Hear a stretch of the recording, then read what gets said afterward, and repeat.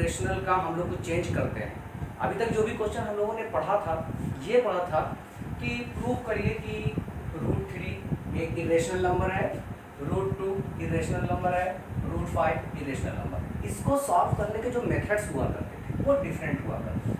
हम एक rational number मान लेते थे P/Q करके, उसके बाद उसको सॉल्व करके दो इक्वेशन बना देते। दो इक्वेशन में अगर कोई कॉमन फैक्टर आ जाया करता था तो उससे हम ये प्रूव कर देते थे कि हमारा जो अजम्पशन हुआ करता था वो रॉन्ग हुआ करता था, जिसे हम बता देते वो रेशनल है या इरेशनल है। दूसरा क्वेश्चन इस टाइप का रहता था कि प्रूव करिए 2 + √3 एक इरेशनल नंबर है, या 3 + √5 एक इरेशनल नंबर है।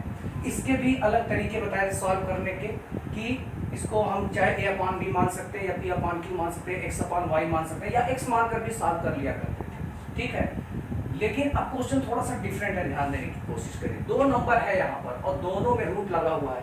√3 भी एक इरेशनल नंबर होता है, √5 भी एक इरेशनल नंबर होता है। इरेशनलिटी प्रूव करने का कोई भी फार्मूला वगैरह नहीं होता है कि हम प्रूव करके बता दें कि एक इरेशनल नंबर है। हम क्या करते हैं कि इनको रेशनल मानते हैं, उसके बाद सॉल्व करते हैं, फिर हमारा जो सोल्यूशन आता है, हमारा जो रिजल्ट आता है, कंक्लूजन, वो कहीं ना कहीं रॉन्ग आ जाता है, जिससे कह सकते हैं हम लोग कि जो हम माने थे वो गलत हो गया, जिससे ये अब ये रेशनल नहीं होगा, इरेशनल। तो ये ऑटोमेटिकली अजम्पशन प्रोसेस एक होता है प्रूव करने का। उसी तरीके से इसको भी लगाएंगे, देखने में पता चलता है √3 रेशनल इरेशनल है, √5 भी इरेशनल नंबर है, और जब दो इरेशनल नंबर को ऐड करते हैं तो रिजल्ट भी एक इरेशनल नंबर ही आता है। लेकिन हमको प्रूफ करना है, जनरली ये तो मेथड हुआ करता है। चलिए देर नहीं करते, स्टार्ट कर देते हैं। हम सब ये प्रूव करना है हमको कि प्रूव करिए कि √3 + √5 एक इरेशनल नंबर होगा। हमने कहा अजम्पशन प्रोसेस जो हमारा है, हम मान लेंगे नहीं ये इरेशनल नंबर नहीं बल्कि क्या है, ये एक रैशनल नंबर है। तो let √3 + √5 is a rational number, rational number, ये हम लोग मान लेंगे। अच्छा एक बात बताइए, जब ये एक रैशनल नंबर होगा तो डिवाइड के फॉर्म में होगा, P/Q के फॉर्म में होगा, या X/Y या A/B कुछ भी होगा, तो हम मान लेते हैं। इसलिए क्या हो जाएगा यहाँ पर √3 + √5 जो होगा वो A/B के फॉर्म में होगा, क्योंकि रैशनल है इसलिए डिवाइड के फॉर्म में होगा, एक फ्रैक्शन के फॉर्म में होगा, जहां पर where A and B are coprime integers, या इंटीजर भी लिख सकते हो, उससे कोई दिक्कत नहीं है, को-प्राइम इंटीजर्स, ये इतना लिखना जरूरी है। उसके बाद हम लोग क्या करेंगे, इन दोनों का स्क्वायर कर देंगे, दोनों साइड का। हमने क्या था, स्क्वायरिंग बोथ साइड हम लोग को करना होता है, इससे पहले वाले क्वेश्चन में भी हमने बताया था। तो स्क्वायरिंग बोथ साइड वही पुराना तरीका रहेगा, कुछ नहीं करना है। किस बच्चे ने पूछा सर ये कैसे करेंगे, वही सिस्टम है, कोई भी चेंज नहीं है, बस बता दे रहा हूँ ताकि आप जान लीजिए। स्क्वायरिंग बोथ साइड्स यहाँ लिख लीजिए, जब करेंगे तो क्या होगा, √3 + √5 इज इक्वल टू A/B, और दोनों का स्क्वायर कर देंगे, कुछ इस तरीके का आ जाएगा। ठीक है ना, इसको मैं कुछ ऐसा भी लिख सकता हूँ, थोड़ा अच्छा लगेगा। ये वेरिएबल्स को, फ्रैक्शन को मैं लेफ्ट साइड में ले आ रहा हूँ, और ये √3 + √5 का होल स्क्वायर, ये हो जाएगा।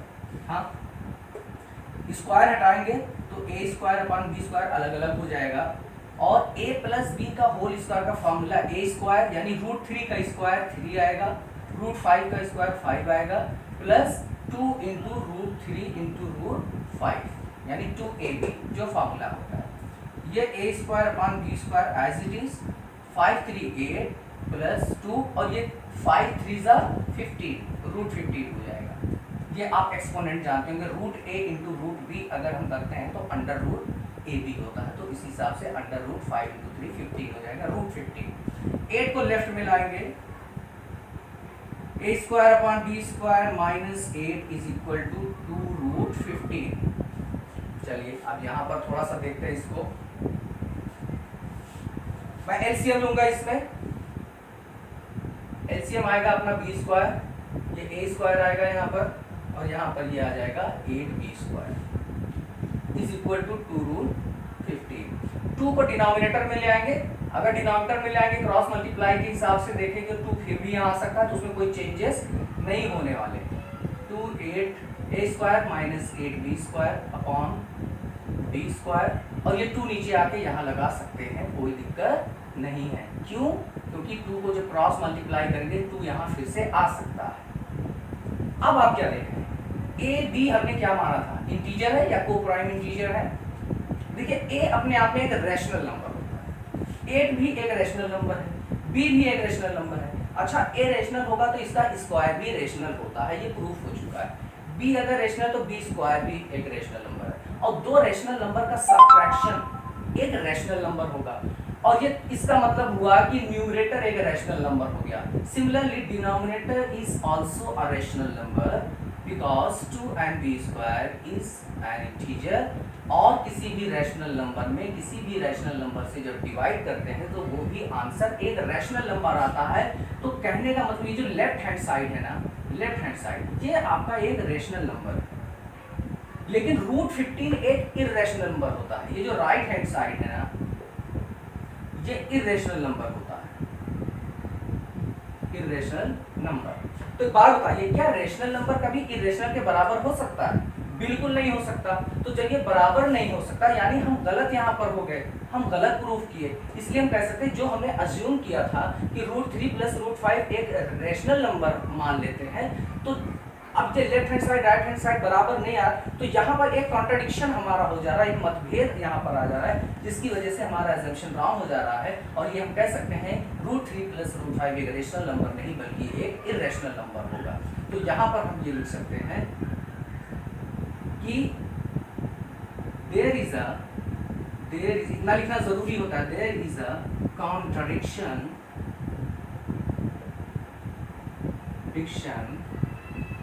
of our assumption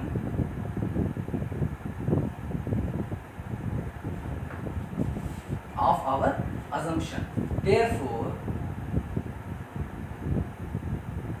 √3 + √5 is an irrational number।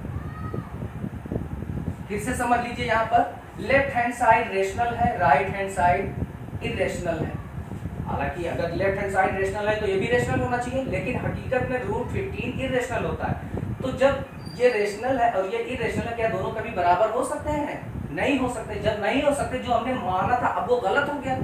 तो जब गलत हो गया और सही क्या होगा, जो क्वेश्चन है, ठीक है, माना हमने रेशनल था लेकिन यहाँ पर तो गलत हो गया, इसलिए जो क्वेश्चन था √3 + √5 वो इर्रेशनल होगा, और हमने माना था रेशनल, तो हम तो गलत हो गए, रेशनल नहीं बल्कि इर्रेशनल होगा। तो यही चीज़ आपका ये हमारा प्रूफ यहीं पर हो जाता है।